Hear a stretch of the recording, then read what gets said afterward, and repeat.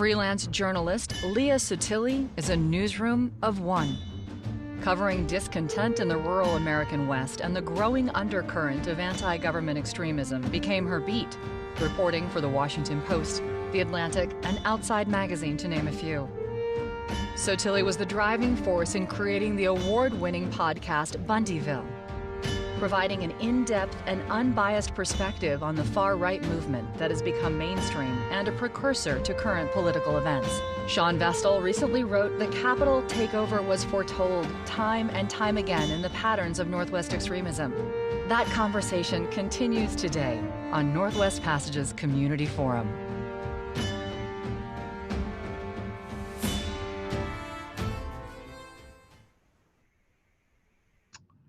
Well, hi. And hi, Leah. Thanks for joining us for this. Appreciate it. Yeah, thanks for having me. Yeah. So I think that this idea that you and I have spoken about a little bit the last couple of days is we're not the only ones who've had it. I've seen other folks out there sort of taking note of the fact that there has been, signs and signals, if you want to consider them that. In our region, there have been signs and signals for a long time, and various movements and forms of sort of anti-government kinds of groups. Sure. I guess I might, you've done such a good job of sort of delineating some of the differences between some of the groups. I wonder if you might just start by talking about this movement that sometimes I might sometimes call it radical far-right extremism. And then people might object to that and they say, well, it should be this or that. And they're different names. They're patriots and they're militia members and they're 3%ers. I guess I just wondered if you might talk about what this movement is and how coherent it is and what the parts of it are. Sure. So I think that there's a lot of different subsets of far-right extremism. You kind of have, I've kind of heard it described as like intersecting spheres where, each of them have their own unique identity, but might share characteristics with other, parts of the movement. So I think on the far right, you've got things like single issue extremists. So people who are really fired up about one particular thing. It might be immigration, it could be land rights, it could be environmental issues. So you've got that world, anti-abortion people who take it really far. You also have neo-Nazis and white supremacists. And then you have the patriot movement, which I think that word in itself kind of presents a little bit of a challenge because there's been a real co-opting of the word patriot on the far right to kind of mean something that most of us would think is the opposite of patriotism. So with the patriot movement, you've got people who are tax protesters, so who don't want to pay their taxes to the federal government. You have sovereign citizens, which is kind of a whole ideology of itself, where people believe the laws of the country don't apply to them in any way. Oftentimes they won't even carry a driver's license or get a social security card or things like that. And then you have the militias. And in the last 4 years, we've seen a lot of other things pop up kind of in between there, like the Proud Boys, which sort of sort of feels a little bit like a militia, but a little bit, as a white supremacist in some cases. So this is all to say it's sort of this vast world that has been around for a really long time, but is really kind of proliferated and rooted down in a way in the last 4 years that's been really notable. I mean, it's taken all of my time. Yeah. The word patriots, I've thought about that a lot. It gets used constantly right now, to mean a supporter of the president who wants to see the election overturned. I wrote a column today about Ken Peters, who's the former head of a church here in town and leads anti-abortion protests. And he posted a joke today or yesterday on Facebook in which he said the game in DC was between the Patriots and the Steelers, Stelres. And then it was like all the emojis that all the laughing emojis, beside it. I was taken aback by the fact that it doesn't seem funny to me, like what happened there. Yeah. At all. And Yeah. also, but the patriot just comes up constantly, the self-identification of being a patriot. Yeah, and I think that that's one thing that appealed to me in when I started writing about this stuff in 2016 was, folks calling themselves patriots, and specifically in the case that I was looking at was about the armed takeover of a federal property here in Oregon. And the folks at the center of that were saying that they were true patriots and patriotism, patriotism. And I thought, this is odd. It seems that what they mean is the exact opposite. And so I think that that's a little bit of that kind of confounding that catches a lot of people, right? Because I think a lot of people who don't hold far right ideologies or far left ideologies would call themselves patriotic, and not have any, notions that would even resemble things that we're seeing or saw last Wednesday in the Capitol. Yeah. So I wonder if you've thought about how some of those groups, which might be on the fringe, on an extreme part of an ideology, have managed to connect with or move into more of a mainstream position in politics. And I might say, and you take issue with this if you disagree with this, it seems to me that the what's happening on the right is under the big tent of the Republican Party in a way that what's happening on the far left is not so much under the tent of the Democratic Party. Sure. And people always throw out Antifa. That's a real kind of boogeyman right now, but they're not carrying around Biden signs and stuff. Like there's a difference, I think, in degree to which one side's farthest reaches have been brought into toward the middle. Sure. Yeah, I mean, I think that the mainstreaming of some of these ideas is just it's a pretty clear answer. It's Trump. With his election, you have someone who was spouting anti-government rhetoric that became, ascended to the highest office in the land, that became the government in a way. So that's never happened before, and I think that that's a really unique thing in this modern time, is that where once you had to kind of see a flyer on a bulletin board somewhere and attend a meeting of maybe a militia or a tax protest group or something like that, now you have social media that is aided in allowing people to discover these things, to very easily be pushed through an algorithm on YouTube into a maybe kind of extreme thing. Maybe they search something about guns. Well, YouTube pushes people towards those more extreme things that are that extreme content on YouTube. But then you also have Trump just sort of echoing these talking points through Twitter, through his speeches, through his policies. So I think that's one way that it's been mainstreamed. I mean, I'm sure that there are plenty of other things we could talk about, but that is the big thing. Yeah. I think a lot about the relationship between conservatives and the press, like having grown up among conservatives who were distrustful of the press, and who listened to Rush Limbaugh, whose entire thing was "you cannot believe the press," right. And I feel like that's one that laid some of the groundwork for just complete dismissal of the press as a trusted purveyor of information. I wonder, you have made a point to go to folks and talk to them. I'm totally blanking on the name of the man in Nevada now. Bob. Cliven Bundy. No, not Cliven Bundy. No, but talking to him, talking to the bomber. Bill Keebler in Utah. Yeah. Right. So you're going to the sources. You're not speaking about them from the outside, like a lot of us often do in the media, where they don't interact with us, or we're talking about them more than to them. I guess I wonder what your thoughts are about trust in journalism and journalists and the way that operates in that world, and whether, in your experience, going to them and giving them a kind of a fair hearing to talk to share their part of the story has made a difference in what you've heard maybe from folks on the right. Yeah, I mean, I think that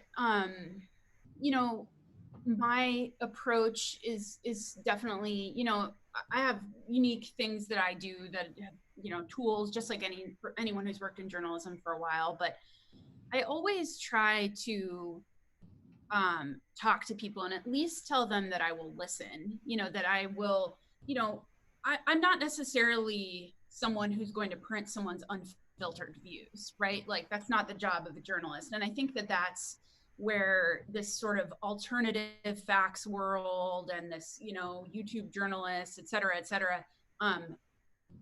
start to misunderstand, I think, what the role of the press is it's not to just be a mouthpiece for any one or any one issue or whatever, but it is to present all sides of a story. So yeah, I try to I doggedly annoy people until they say no or say I'll sit down for an interview. But usually where we start is people will say, well, I hate the press or I hate the media. And I'll say, okay, well, tell me why, And what I found is that people sometimes want to just have, and I'm sure you found this too, is they want to just be listened to. And so I start there. Let me listen to your grievance with the media so that I can make sure that I don't make that same mistake.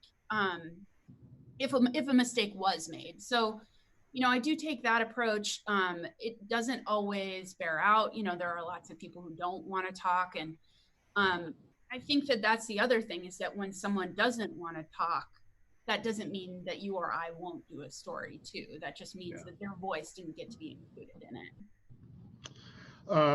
So I might ask you a question from one of our viewers. Marianne asked if, I'm sorry. This is from Marianne. Asked if you had a view on where you draw the line between what's protest and what crosses over into whatever civil unrest is. If there's some, I think violence is a pretty clear line, but I wonder if you had further thoughts on what the difference is between, socially valuable, constitutionally protected activity and what you might call civil unrest, I guess. It's an interesting question. I mean, I think that I grew up thinking, the images of people in the streets waving signs during the civil rights movement was protest. The people sitting at lunch counters was protest. And I think those are. What I've come to understand, I think living in Portland and seeing that this is a city, I grew up here my whole life. There's a very active protest culture here. And I think where I've started to understand is that some people will say that, well, if a window gets broken, that's not violence, that's property damage. It's not to say that's not illegal, but I think that that's part of your question, right? Is that we've seen a lot of damage to businesses and vandalism and things like that. And, that is illegal. And I'm not sure that it's protected protest under the First Amendment to damage other people's property, but I think there's a line between property damage and violence. And that's something, we've seen in a big way here in Portland with Black Lives Matter and the protests that went on and on all summer, that people were saying what the police are doing to us is violence. What we are doing is property damage, in some cases. So, on the other side of that, you have the takeover of a wildlife refuge. I'm referring to the 2016 occupation of the Malheur National Wildlife Refuge here in Oregon. And what the people at the center of that case said was it was a protest. And what the government argued there was that those people had guns and that there were people who were made afraid because of those guns. Did the presence of guns, was that enough of a threat of violence for people to not feel like they can come to work and do their job, or people come to the refuge and visit and that sort of thing? So, I'm not sure that I can just define off the top of my head what protest is other than what's in the Constitution itself. But I think these are a lot of the questions I feel like my reporting has been weighing is, does the presence of a gun mean violence? Does a broken window mean violence? At what point, when people can't get the attention of their legislators, whether that's over grazing issues or over racial, injustice, does the government dictate how people can protest them. I think that's one of the biggest questions of our time right now. Yeah. You sure see that line being debated as people who are maybe not defending what happened in the Capitol last week, but kind of sort of defending it, or kind of trying to put it in a context where the left does that all year long. I've heard that many times in the last week. The left did that all year long and nobody said anything about it. And I think I see it as pretty different for a variety of reasons, but everybody does sort of have a different kind of way of viewing the protest, the line of where you kind of cross out of legitimate protest into something illegitimate, maybe. Sure. Yeah. Well, I mean, I think that it's surprising to me. I mean, it shouldn't be surprising, I guess, at this point, but it's surprising to me that anyone would defend what we saw last week. And, the fact that, those people erected a gallows and were shouting about hanging Mike Pence and, carrying Confederate flags, a banner of violence in the Capitol, carrying, I think that there was a real threat of violence there. Just watch that one video of when the Air Force veteran woman whose name I'm Ashley Babbitt was shot. You can see a very violent, agitated crowd there. And I've been covering protests in Portland for a number of years and did go to a couple this summer just to kind of see what was going on. And I think what was not reaching the national media, CNN and Fox and things like that, is that for hours and hours, people would stand around holding signs, singing songs, playing music, throwing a plastic water bottle at a concrete building, things like that. I mean, I'm sure there are many things I didn't see, but the violence seemed to be coming from law enforcement. On this one particular occasion that I was there, I had to run after just standing in a crowd, with a helmet on and a gas mask that says press, because I thought I was going to get hit with munitions from federal officials that were there to protect the courthouse. So, but yeah, I think, we could go around and around about, well, this side says this and this side says this, sort of look at what's going on. And I think we all have a pretty good gut feeling about what violence looks like and what it is. This is a question from a reader who says that it's very common now for different sides to sort of say that if a protest erupts into violence, it was a kind of false flag operation. And I will say that here in Spokane, when we had our little kind of window breaking and looting of the Nike store that kind of came on the back of our peaceful BLM protest, the very first of those, there was a very persistent story. I'm still not sure the truth of it, that some of the damage was done by people who seemed to be from militia groups. Anyway, that was a very widely shared opinion among people on the left here. Now, of course, it's Antifa was responsible for what happened in the Capitol. Are you aware of such things happening? Are there examples of one or the other kind of infiltrating the other side and perpetrating some kind of violence that you're aware of? I'm not aware of any. I have seen things that have passed around on social media, but I've not seen a reported story where someone said, X group infiltrated other group to make them look bad. No, I wouldn't be surprised that happens. I don't think anyone who's, passionate about these, to the point of extremism, you can't take a lot off the table for folks, but it's particularly one thing that I have reported out is this idea of Antifa, coming to towns around the West, from Nevada to California to Oregon to Montana and Idaho. Antifa in vans coming to wreak violence upon our towns, and no evidence of that has been produced. Not one law enforcement agency or civilian has showed these fabled vans of Antifa. So I think that's one that we know has been disproven. It's an interesting dynamic where there's a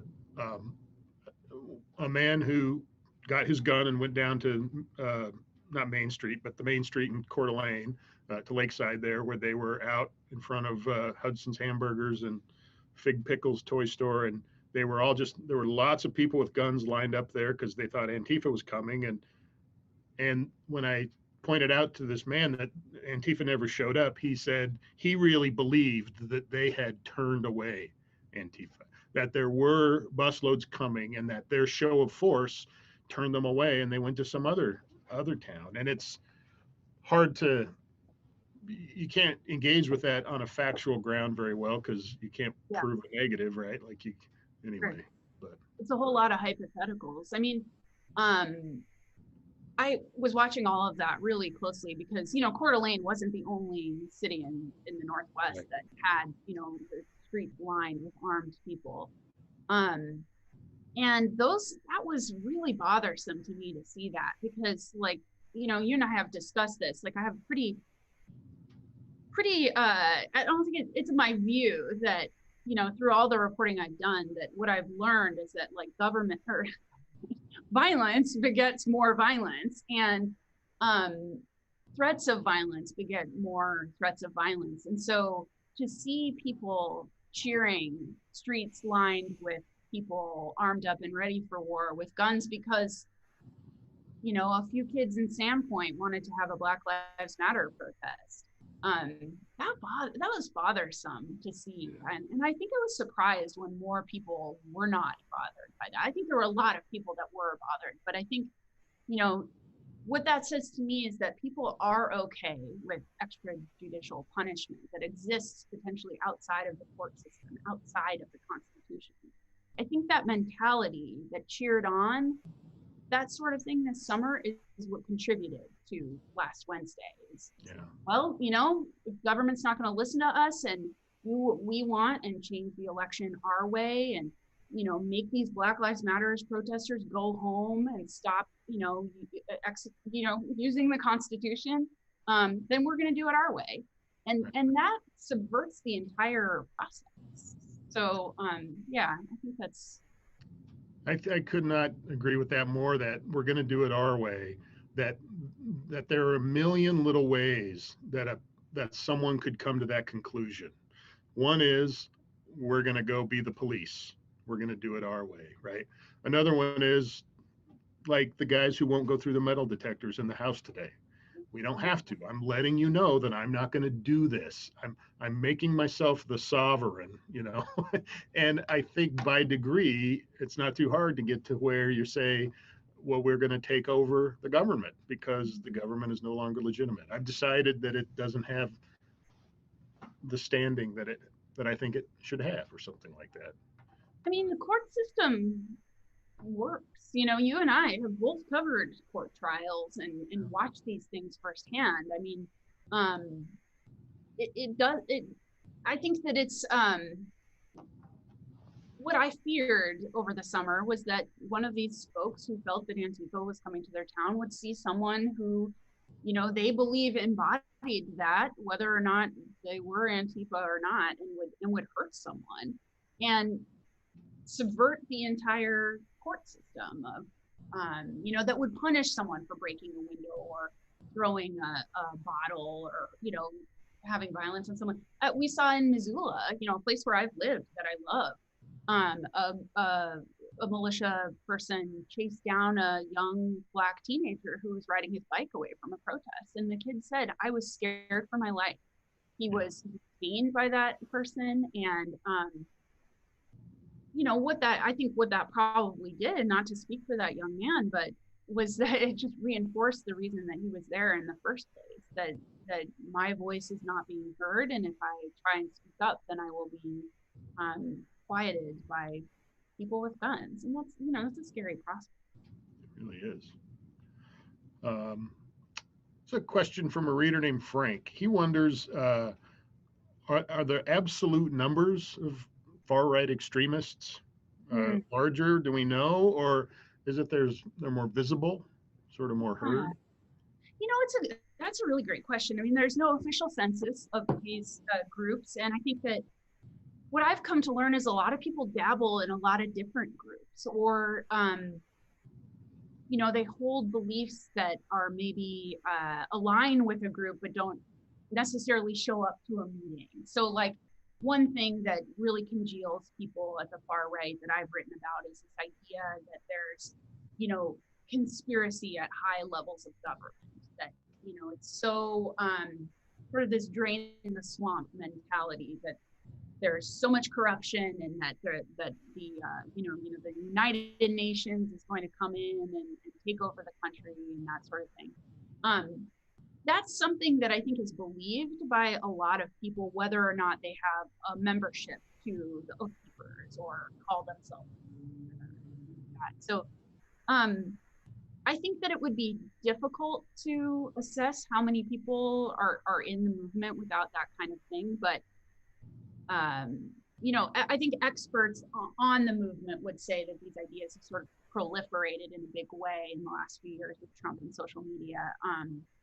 Whether or not that's different than earlier periods of the movement, I'm not really sure.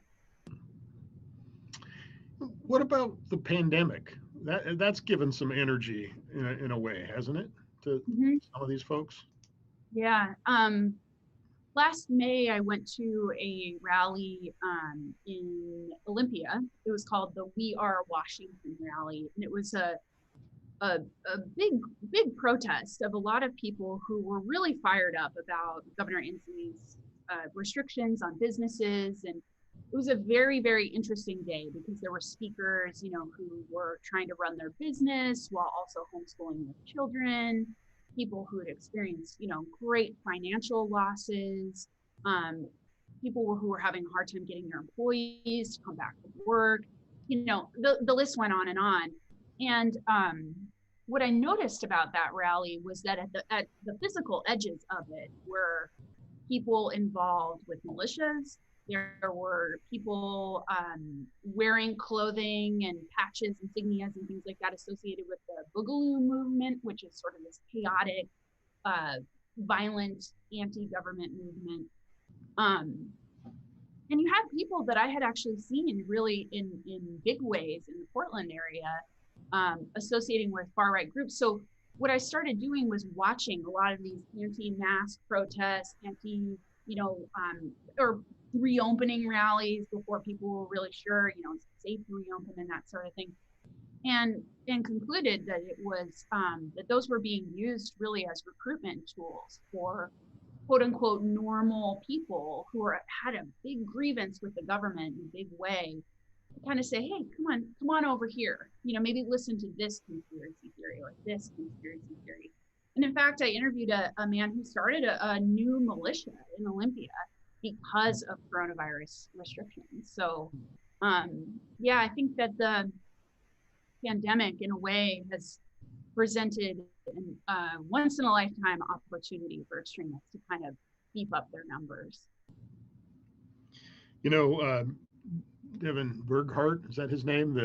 The Institute for Human Rights Education, and I'm botching that, but he's in Seattle, and he looked into that a little bit, and he thought it was notable that that people who had concerns about vaccines, they were anti-vaxxers or just skeptics about it, but and many of whom were mothers, not sort of the demographically typical profile, had really been brought into Ammon Bundy's particular circles in particular as a result of COVID and related concerns. Yeah, I thought that was really interesting too. In fact, that was one of the first sort of where I started that hypothesis, with seeing Ammon Bundy really leading those protests in Boise, and I think Idaho has a really interesting kind of anti-vax movement that also sort of coincides with a lot of the faith healing protections that are in Idaho.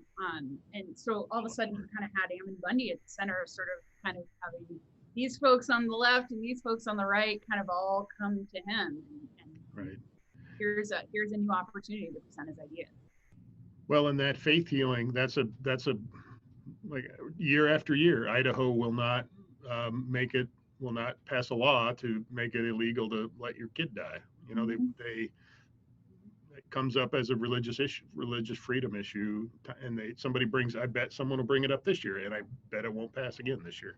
Right. Yeah, that's a really disheartening thing. And in recent years, I think the faith healing community has seen like, oh, we can actually really appeal to people who are very into natural health and maybe are anti-vaccination and things like that. So yeah, I think I feel like I first heard about faith healing in Idaho in maybe like 2013 or 2014 and thought surely this will, these bills will pass. But no, every year it seems to. Yeah. And those stories are just crushing, you got people down there. The sheriff of that county is trying to get it changed. No luck. Yeah. So a reader says they're a liberal and they want to know how to communicate with people in their circle that might be sympathetic to these groups. This is something we talked about earlier. I think it's harder. I find it harder to open up the benefit of the doubt. I'll just sort of confess that that's a problem I'm having right now. Yeah.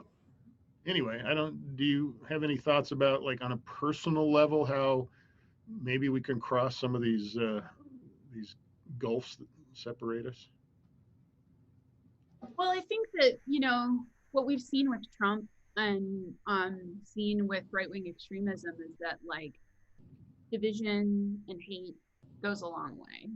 That's really where people drum up support, and there's this sort of never-ending well for people to tap into there. And so, not to sound like a hippie or anything, but I do think that like, continuing to approach people and say, like remembering who they are and that, if they're in your family, that you love them. And so it's worth continuing to talk about it and worth trying to help people see what's, true and fact-based and humane, and maybe the world that we want to be in, and what a lot of this stuff that we've seen, Trump really recruit on, things like QAnon, it is not real. and it cannot be underscored enough that, there is no evidence of Q, and that there is evidence that started in the bowels of the internet and kind of into mainstream. So, that's the best I can offer, but I think that it's really difficult because it's easy to get really frustrated and just, want to shake someone, but yeah, that's what I got. I think about this so much because I get very angry lately, and I think a lot of us get angry for a lot of different reasons, and a lot of times I feel really righteously correct in my anger. Like I should be angry. I don't know how you get out of that cycle, and there's no winning in that mind frame. I don't think I'm not saying that because I think I don't know. There's some real difficulty between being unwilling to accept certain things, which I think we all have to be. We all have to have our lines, and how we communicate with the people who are bringing us those things that we can't accept, and still try to be in a community together. I don't know. I will just say I've not come close to getting it right these last couple of years. Yeah, I think that, I've always seen journalism as a service. It's to me like a public utility, like that's what I hope it would be viewed as.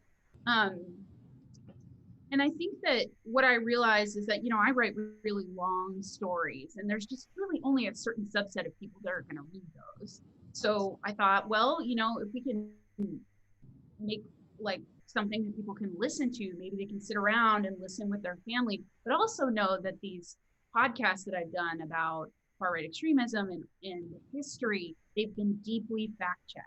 Everything in them is something, it's not an opinion or a claim, but it's fact-checked. It's fact. So that maybe that would be a conversation piece to start getting people around a dinner table, listening to a thing and saying, this idea that President Trump is spouting actually originated in the white supremacist movement, or something that, things that Timothy McVeigh said are being repeated by a local representative? How do we feel about that? That's been my approach, is to simply try to be as creative and diverse with journalism, just as a way to say, you know, I care about this country, and I care about facts. So maybe that can help other people too. Right. Before I forget this, I want to mention to anybody who's tuning in that Leah mentioned the Boogaloo Boys and the Antifa, the chain of Antifa threats that came through our region over the summer, and both of those are in a piece that she wrote for the New York Times. I can't remember the name of it now, but what's the name of it? Called The Chaos Agents. Yeah. The Chaos Agents. And if I would recommend it if you're looking for sort of a good primer on the way the Boogaloo Boys fit into all of this, as well as just a really well laid out look at how that story, which was baseless, really did spread all around our region, small towns all around here. So anyway, FYI for that. You know, there was another question from a reader here, and I have to get it up on my phone here. It's just been dark.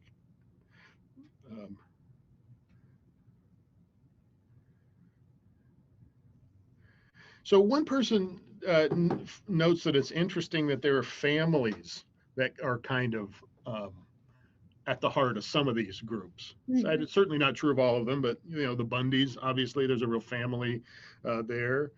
We have family centered community in Marble, if I'm not mistaken, that's, you know, and then this person also notes the Trumps. I don't know. Do you have any thoughts on that? That's it's interesting. Yeah, I do think that there are very smart people in Spokane, like Bill Moreland, who worked at the Spokesman-Review for a long time, who I would probably call to say, hey, Bill, have there been families at the center of right-wing extremist movements in the past? And I'm sure he could rattle off 5 or 6.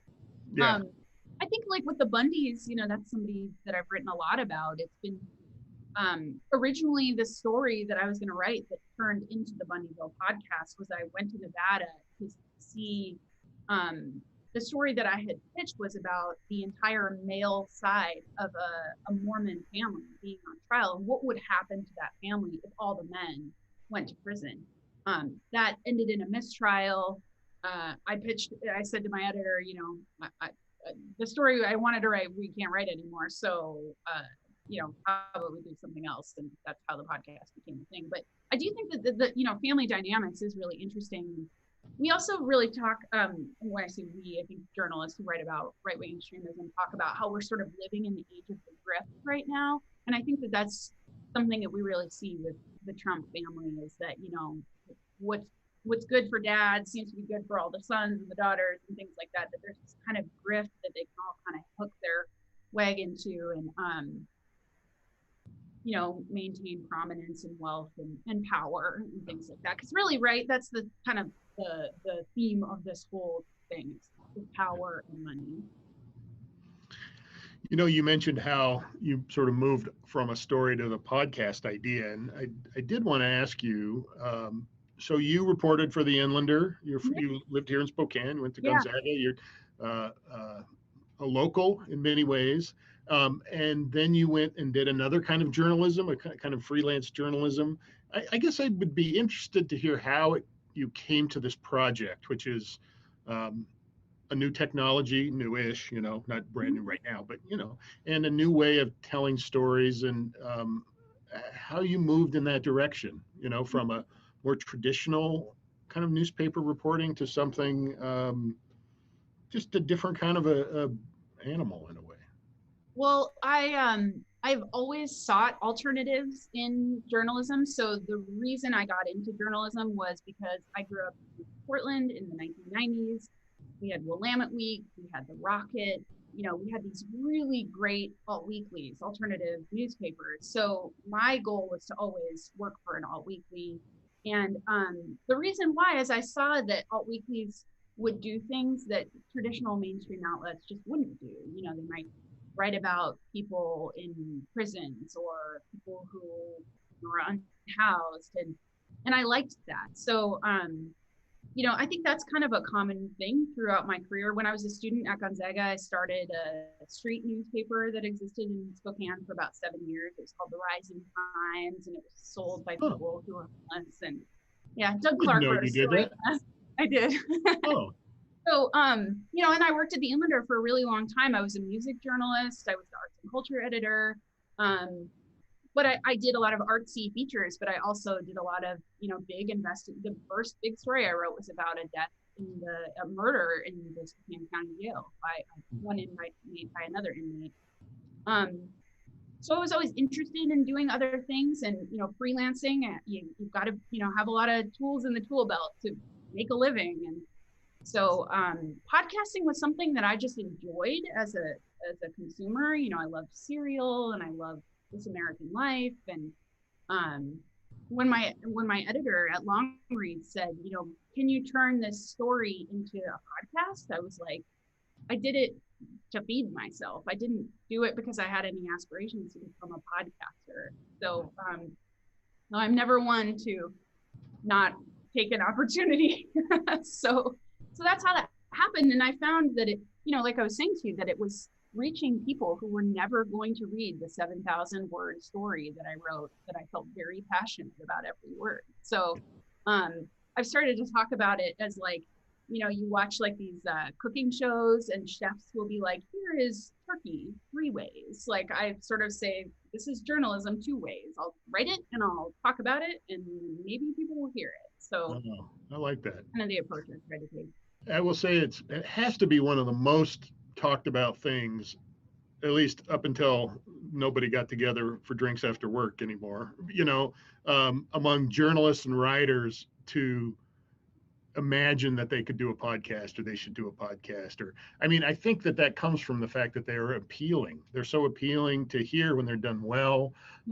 They bring an element of voice in, you know, that's just, you can't get through writing. And I love writing and I love reading too. But what's interesting is everybody has a different idea of what that would be.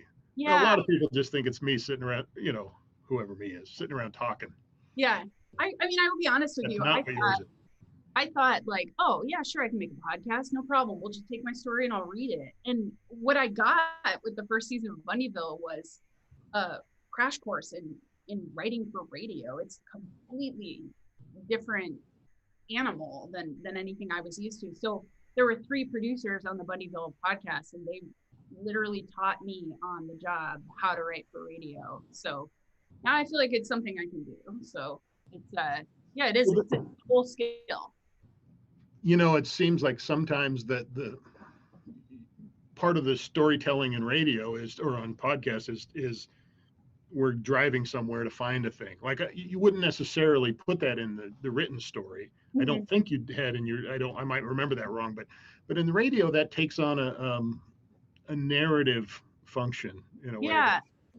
I mean, I think that, you know, I was lucky to write for the Inlander, gosh, for so long, like 10, 12 years. I don't even remember. But part of what we did there was try to kind of like break boundaries and kind of break rules or bend rules in journalism. And one of those was using the word I, you know, putting oneself into a story or writing an essay and having their, you know, an investigation, maybe have an essayistic portion to it. And I think that part of the reason people may like that kind of journalism is that sometimes it's kind of fun to see how the sausage gets made, you know, that, oh, this is what it means to chase down a fact or to try to get an interview with somebody who doesn't want to be interviewed and that sort of thing. So I enjoy that. I know, you know, it's not for everybody, but I do think you're right. Like in podcasting, sometimes it's kind of cool to hear like the tires on a gravel road going somewhere. It just brings, it's like, you know, watching a movie or great radio from, you know, back in the day. So. Yeah. Well, why don't maybe ask you one more question and then we can bring it up or wrap it up. I wonder what your thoughts are on how these movements might change in the year to come as the president is no longer the president, as the national conversation changes as a result of that. a lot of what he's put into the national conversation just won't be there anymore. I don't know. I wonder what you think. Will this recede a little bit, or I'm not sure. I always am reluctant to. There are a lot of journalists who will play the prediction game. I am sadly not one of those people, but I do think that you know, the thing that I think is sometimes tough for people to wrap their heads around is that far-right extremism has existed for a very long time, long before Donald Trump, and will stick around after Trump too. You know, whether or not he becomes some kind of a leader in it remains to be seen. But I think that that is part, I think, of what got us to this moment, is that I think folks thought, well, you know, an extremist looks like someone in the KKK, and they're not here because we don't see them marching in our streets with hoods. We don't, you know, they're off in the hills somewhere burning a cross, and we don't have to think about that. And I think what this time has made people realize is that, like, that's such a reductive idea. Like, if you even sit with that idea for a long time, you start to think, well, why would people identify themselves in such a way? You know, they would want to recruit more people to stay alive, to push their ideologies that they believe so strongly in. So I think it's hard to know right now if we're at the end of something or the beginning of something. And you know, I think what happens with the inauguration will say some things, but I think that it's probably a good time for people to get comfortable with the idea that, you know, racism and extremism exists. right? We know that. Yeah. So now that we know that, how are we going to operate as Americans? Right. Okay. Well, thank you very much. This has been, I've really enjoyed it. You know, Yeah, thanks for having me. Appreciate it. So, and thanks for everybody out there watching. And Thanks for joining us today. All of our videos and discussions are archived on our video site, which you can access for free. If you feel compelled to buy a ticket, please take that cash and instead make a contribution to the Community Journalism and Civic Engagement Fund via the Inovia Foundation. We appreciate your support. Volcano eruptions aren't merely events of legend. Sometimes they happen in your own backyard. This momentous occasion's 40th anniversary was this year and was the prompt for the Spokesman-Review's Summer Stories series, featuring 17 stories from authors around the region. Compiled into a book for the first time, sponsored generously by STCU. All of the profits from the sale will be donated to Spark Central.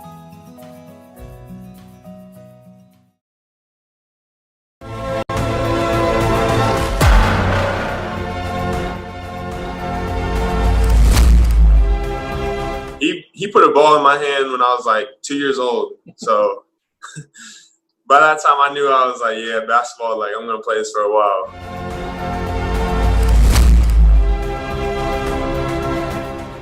We use some of the words on the, you know, on the uniform and throughout the stadium. And I think for us, it's important that the people know that the Spokane people are the original people of the land. And if we just say, you can't do that, you can't do that, you can't be here, you can't be that, it's like we're erasing ourselves and trying to erase that we are part of that land. Darn squirrels, I tell you, if they're eating your bulbs, hot sauce really helps. And you squirt it on there, and when the squirrels take a bite, you can hear them go, "Ahwa!" and shoot across. It was great to see them. Okay, so loneliness has been shown to have comparable effects on health as smoking 15 cigarettes a day. Get out. Yes. Recent work has shown that the health impacts of feeling lonely over a long period of time are as detrimental to physical health. So it impacts cardiovascular health, immune system functioning.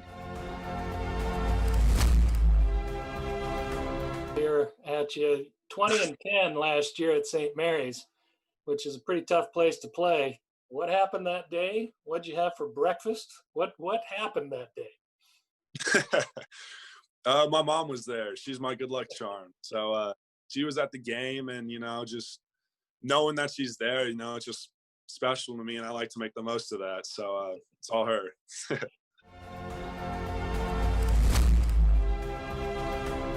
Neil, the author and sociologist Neil Postman,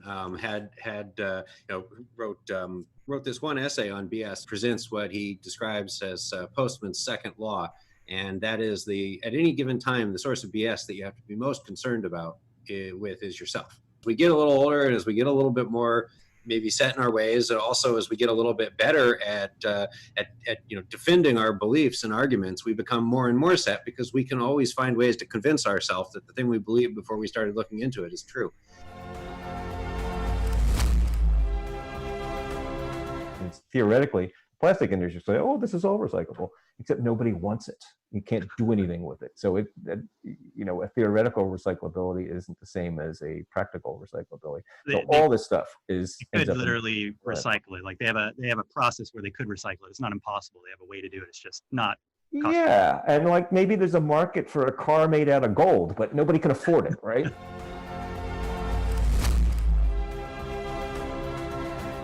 So, that is oftentimes something, or like an attribute that's used to denigrate millennials, that like, oh, they expect a trophy for everything.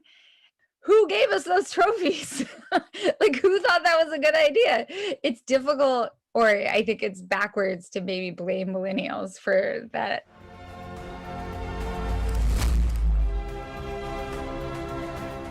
I think in the end, always with these sort of comic memoirs, you want to make sure the person who comes off worst is you, so that the foibles are your own, that everyone around you is relatively reasonable, and they're going, oh, come on. I will say I have a relative who's a young relative who doesn't show up a lot in this, and I think that, I'm not going to say his or her take is so charming on something. There's a detail that is so charming. I said, you said this hilarious and perfect thing. Can I just say that? And this person said, no. And I used it anyway.